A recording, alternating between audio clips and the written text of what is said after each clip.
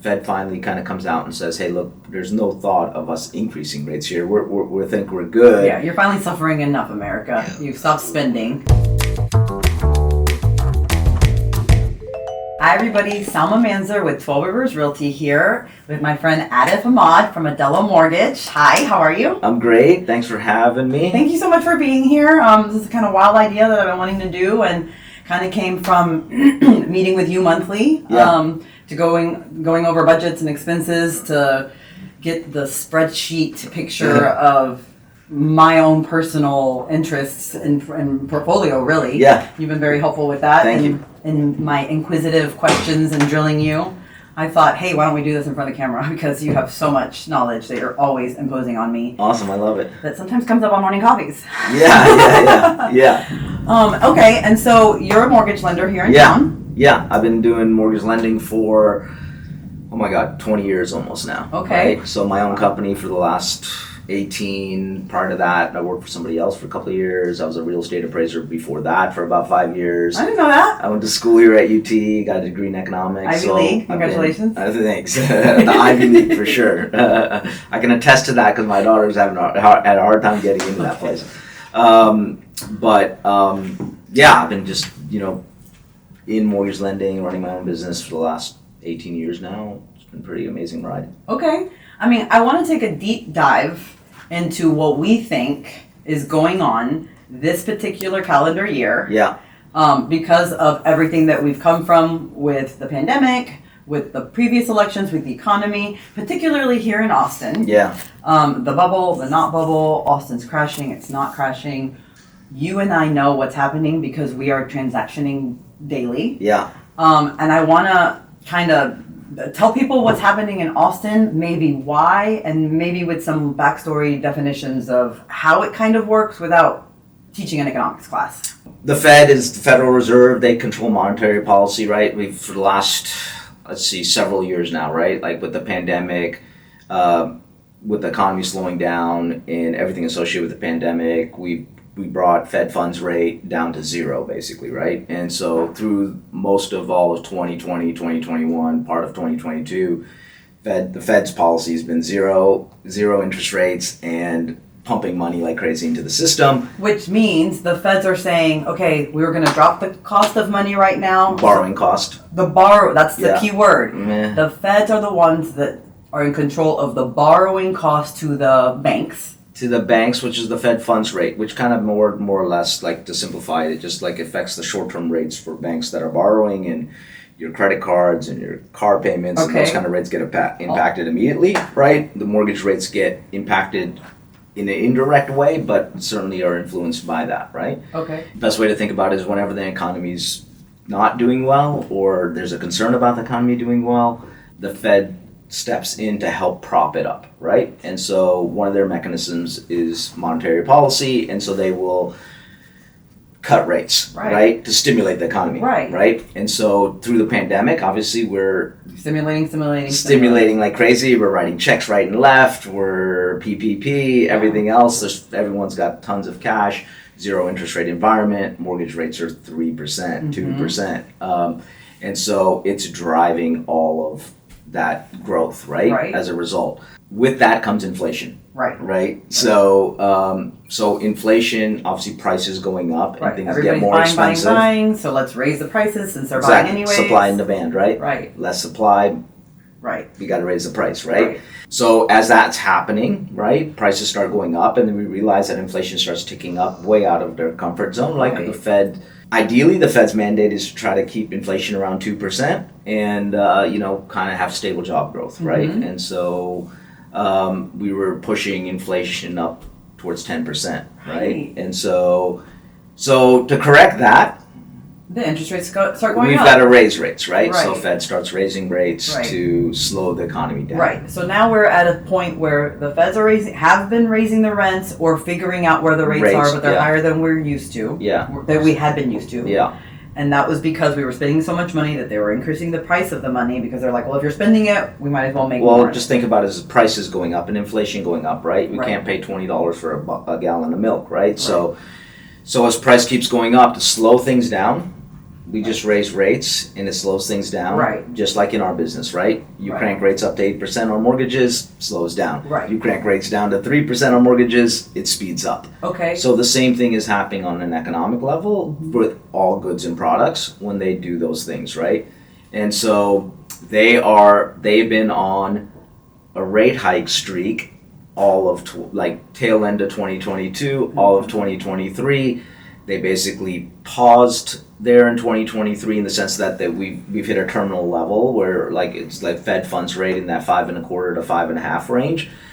Pre-pandemic, Fed funds rate running in that 3 to 3.5 range, right? And so we crank up the rate really fast, like one of the fastest paces of increases we've ever had, and everything starts slowing down. Right. In our business, mortgage industry, real estate business, everything starts slowing down at the tail end of 2022, all of 2023, and now, for the most part of 2023, right, mortgage rates were ebbing and flowing up and down depending on the economic data that came in and out on a regular basis.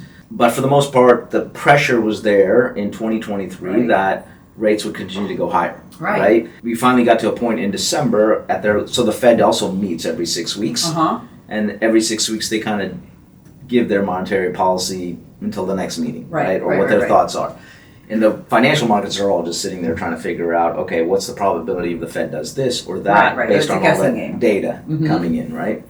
So educated guessing it, right? So in December of last year, the Fed finally kind of comes out and says, hey, look, there's no thought of us increasing rates here. We think we're good. Yeah, you're finally suffering enough, America. You've stopped spending.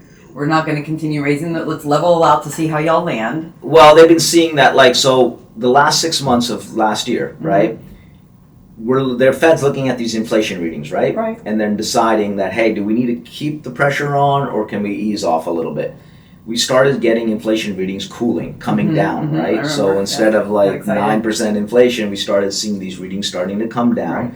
And we got to December, they basically said, hey, look, we don't need to raise rates. We're now thinking about pivoting and possibly cutting some rates.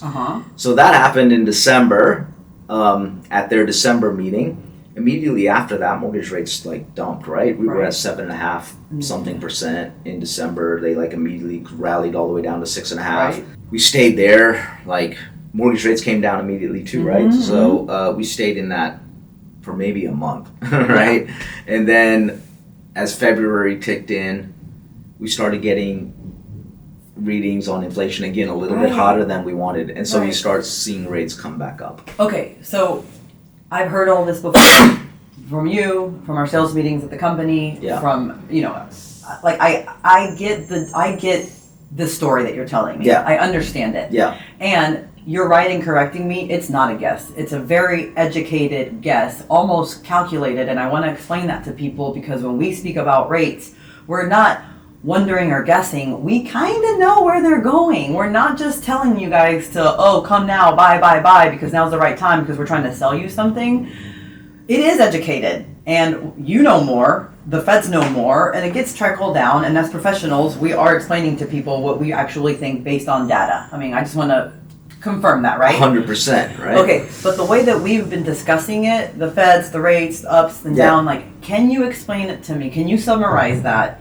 I mean, I think the simplest way to think about it really is just that, there's this kind of level that we want to keep things, right? We would ideally like growth all the time. Right. We want job growth. We don't want people stagnant at their jobs. We want wages to grow. I own a company. I want to give my employees a raise every single year. We don't want prices to get out of control, right? And we want things to stay in this nice happy medium where we're having some growth and some price appreciation and things are getting, the value of services is going up. It's trying to maintain that that sweet spot, right? And so when things get too hot above that sweet spot, we got to bring it down. And if they get too below that sweet spot, we got to help bring it up, right?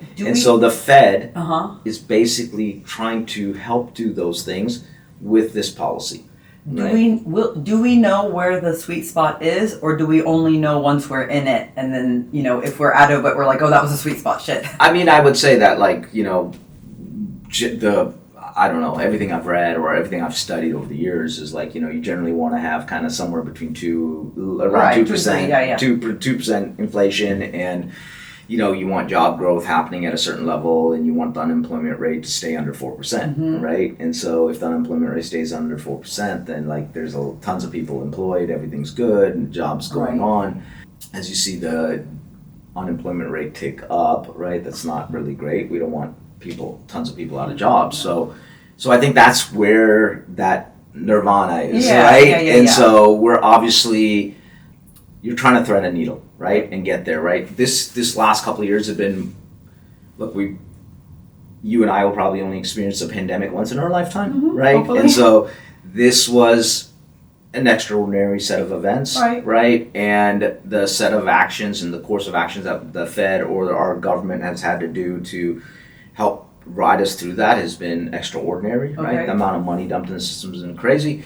We're trying to course correct from all of that stuff. And so there is some unknown here, but now we're just trying to land this plane in the right spot and trying to figure it out. So I think they're trying to figure things out, right? And I don't know if I answered the question, like, I bet you're on the spot for that one, but no. You did. I mean, because there is a sweet spot. We're trying to get to it, because the other question that comes to mind when you say that is then like, I'm sure everything is lineal, everything is moving constantly, so there is no sweet spot, because that sweet spot is always moving, right, with just time. There's like the data comes out every month. There's like 3, 4, 5 major keys, data points that the Fed's always looking at, that the economists are always looking at, and that's kind of giving us probability calculations on what the next move might be, right? Yep. So just like in my business, I am looking at the leads coming into on a daily basis, and then I'm making decisions on like, hey, am I going to be busy next month, or am I going to be slower next month, right? Same thing, right? So, today we had the PCE report, which is personal consumption expenditures. That happens to be one of the Fed's favorite measures on inflation. That number came in on a month-over-month reading a little cooler, which was nice, and then on a year-over-year basis it was flat. So today mortgage rates are just slightly better. Right. And yesterday we had a little bit of improvement in rates as well, because we had a weaker GDP number, right? And so, this, you and I are talking about this, and it's complicated stuff, and it's in flux. And so my background's in this, and so it's a little different. And so then we're guiding our clients, right? And it's translating over to whenever you have uncertainty, right, and not clarity, the tendency is just to sit on your, wait and pause and like wait for either something to break, right? Either rates come down or prices come down or whatever it might be. And so, I think that's what we've been experiencing. Like if I pivot this to real estate, right? Or my business, we've been experiencing that for the better part of all last year. And then we started building some momentum at the beginning of this year. And then like we've lost that momentum here. And so. Okay, but let me ask you that. Because you've been in the business for almost 20 years. I've been in the business for almost 20 years. Like, we're not dumb. We see the cycle that is the natural cycle of the market in a year. I don't know about you. I know that people think that a lot of people move in the summer, but for me personal and the affluent city that Austin is, I find that a lot of people leave during the hot summer months, right? So it's a different cycle, in my opinion, in Austin. But nonetheless, there's a cycle to the year, right? There's also a cycle to a 4-year with an election or with no election. And then in my mind, going back to when I was younger, 1997, the Gulf War, even before that, WrestleMania against Russians, like that had to have had an impact then, just like China, Taiwan, Ukraine, Gaza all has an impact. So forget the impact that it's had. How do you think, in your professional opinion, based on what you know and your experience, how we're going to see the next 6 months of 2024? I don't know. It's interesting, right? Because like, I get that question a lot about like, is there going to be any impact with the election, I guess, if that's what you're pointing to a little bit, right? There's a criminal that might run for office. I think that, look, for stability, if the current administration stays in place, then I think it's probably stability-wise, it's the best, right? Both sets of parties have, it's, I don't know, I think about it and then I have to think about like, hey, how does it impact, like, again, going back to the conversation about inflation and or the policies that it will exist that will dictate what the Fed might do and or what we're going to do with the economy, which then all of a sudden, becomes where the mortgage rates go, right? And where the mortgage rates go probably dictates the level of activity that ends up happening, because one thing I have noticed in the last 12 months is that our consumers and our clients are very sensitive around rates in the sevens versus in the sixes, and certainly as we approach lower sixes, the level of activity ramps up dramatically. So I think that my opinion is that if we change administrations, right, they'll have to be very careful, because generally most of the policies there are related around tax cuts and that kind of growth, which are inflationary. And we're trying to battle this inflationary issue right now, right? So it's sensitive. The current administration stays in place. We kind of know what's been going on, so it maybe stays a little bit more stable. However, we're spending like crazy in the current administration, mostly around governmental type of jobs. Like 30% of, I think, of our economy, like people that are employed are directly or indirectly employed by our federal government, right? And so that level of spending that we've been doing is not sustainable. That's a little bit inflationary too. So I don't know. I think it's like I think it's a story about, like, the one thing that's, I guess, is somewhat positive is that we've seen the story already. We know what that guy's going to do. We know what this guy's doing right now, and so you can kind of predict a little bit better, right? Whereas I think in the last cycle or two cycles, you had an unknown coming in generally, and so you just kind of had to go off of the standard policies that are generally associated with the Republican Party or the Democratic Party. We kind of know, what might happen, so you might not see that much of a bump, right? So what you're saying is that an election doesn't always affect the market as impactfully as people make it to be.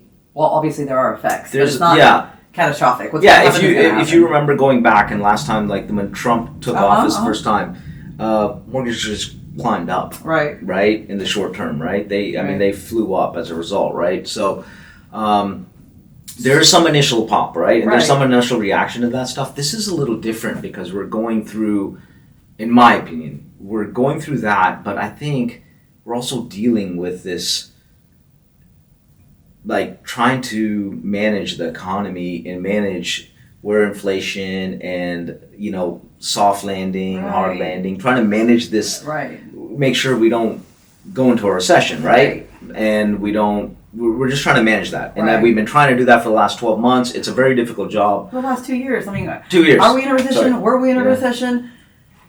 You know what I mean? Like, I don't know what's happening, and because recession or no recession, stress factor or no stress factor, like, we're still seeing the deals happen. We know that for sure. I mean, homes are being sold. I mean, but when people ask me, how's the market? I'm like, I don't know exactly how to answer that question for you, but I can tell you that this buyer has made offers. The sellers aren't willing to go down. Like, not everybody's trying to negotiate. Yes, that house was overpriced. That buyer still wanted to buy it.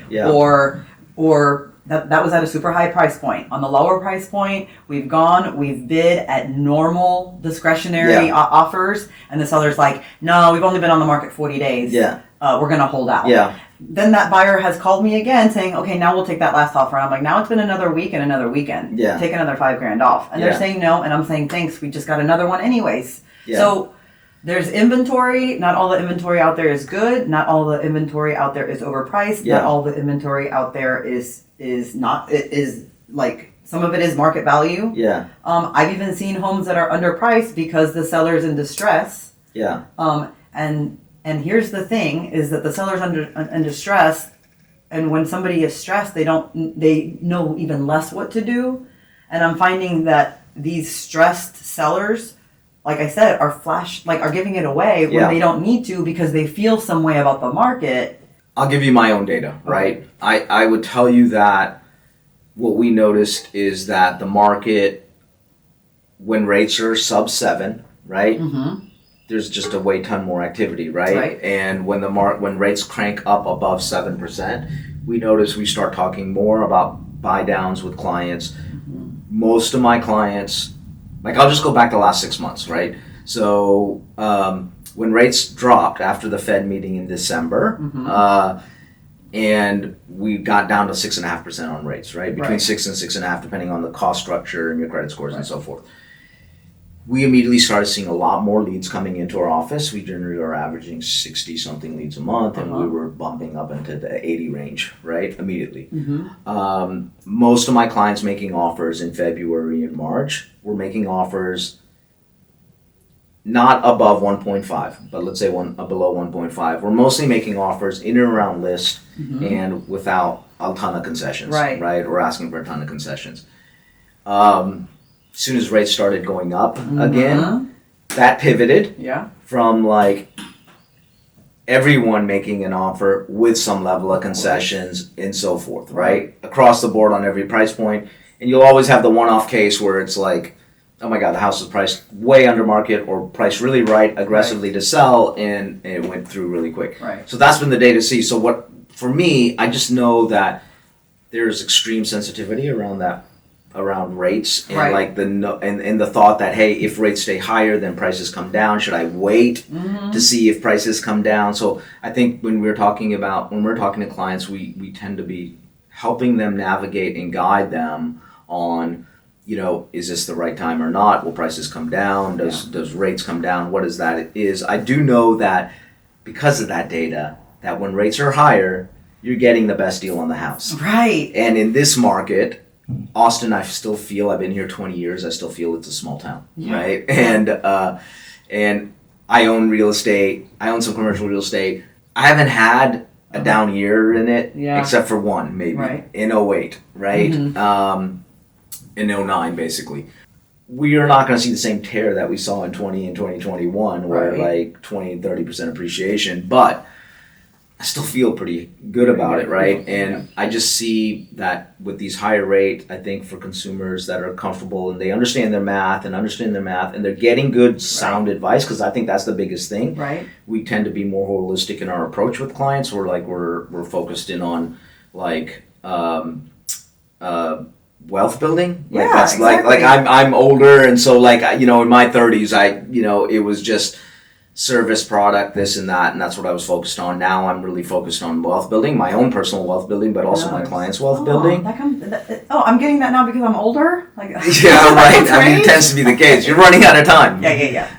So I think that's super important, right? And so this is where you need a real professional, like on both sides of the equation, on my side, on your side, to help navigate clients to understand the importance of like capturing the opportunity right now, and to help in that long-term wealth building, right? And it's sometimes for some clients it is just wait, right? But like I think just getting sound, super like really good advice is like so important right now, rather than, I don't know, I think there's just like in our industry, everyone's business is lower, right? It's slower than what we're used to, of course. And a lot of people will use sales tactics to just drive business in, and that's part of the business, right? You are doing advertising and marketing and this and that to bring people to your door. You just want to make sure that it's sound. Like, I'm not big into like, it's important, it's sales, you're big on that. But for me is like, hey, what's the right thing for the client? Exactly. What's the best financial outcome for the client? What product best fits around that? And not so much that I'm just selling that I've got this cool buy down product. We use them all. Of course, and it's important. You're competitive, obviously. It's not maybe the best thing for the client in the situation. So I think to sum it up, it's in this environment really important to have real sound advice here, because it's nerve-wracking like crazy to buy a house in this environment. No, you're right. You need help. To your point, I had somebody call me, first time ever, I get a lead on Instagram. I was very excited. And this woman calls, she's like, man, I saw your morning coffees, I really like the way you speak. she also was interested in my last name because she's married to a Lebanese man. Yeah, So she caught on to that. But she was very sweet, looking to buy a home for her daughter in North Carolina. And she's like, but I don't want to put my daughter on the title because I want her to be benefiting from first-time home incentives when she buys. And I was like, ma'am, I don't know if it's going to be 1 year, 2 year, 3 years, or 4 years when she's able to. And I don't know what line of business she is or her income. But it might behoove you to put her on the title and have a homestead exemption in Texas. Rather than whatever incentive she can get, because that's tied to her income directly. So it might, cap her. She might not qualify for first-time incentives. And she didn't know that. Versus saving, capping that, the tax rate.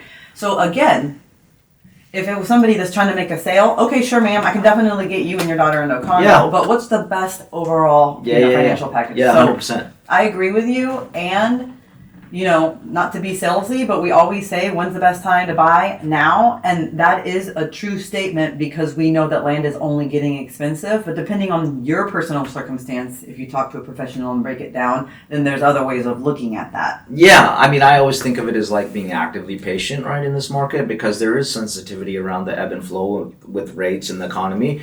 And so it doesn't have to be like, when I say buy now, I usually never think about it like this weekend or this month, but like, put ourselves in an opportunity to capitalize on wherever that window is when you can get the best deal on the house, right? Because that's the key. That it's just like buying a stock. Your entry point on what your acquisition is usually it dictates the success of it all. And so that's the way we think about it.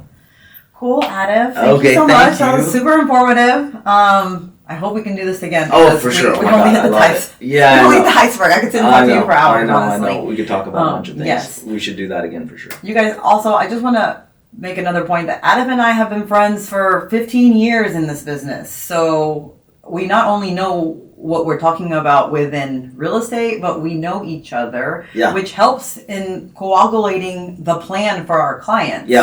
Partnerships are like our bread and butter. Like we are blessed to be working with people like you and have these long relationships. And I think it's super important because it takes a team to take care of our clients. And it's like I have a team, you have a team. We have to work together as a team, and so we're honored. And so we want to be the resource. And we appreciate you a ton for always being in our corner and supporting us. Of course, and thank you for always supporting me. And I will have all of Atif's information in the description so that you can reach out to him, reach out to me. I can always pass along information, and stay tuned because there's more to come. Awesome. Salma and Friends. Thank you so much. Thank you. I love it.